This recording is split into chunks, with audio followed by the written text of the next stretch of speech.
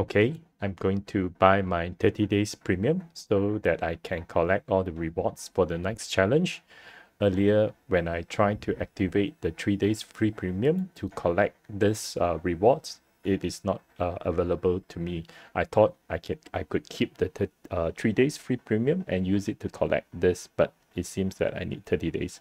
So what I'm going to do now is I'm going to go over to the premium purchase section and then pay using the silver that I've collected. Mostly, in fact, all of it, yeah, I think using fishing. So let's pay for 30 days.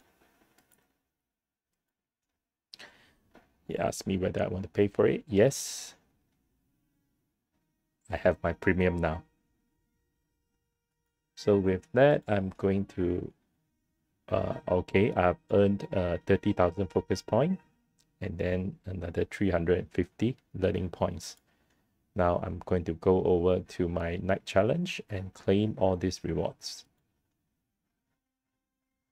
And then this mount, which is actually very good, I think, at least in terms of the silver. So I'm going to claim this as well. I'm going to claim all the chests.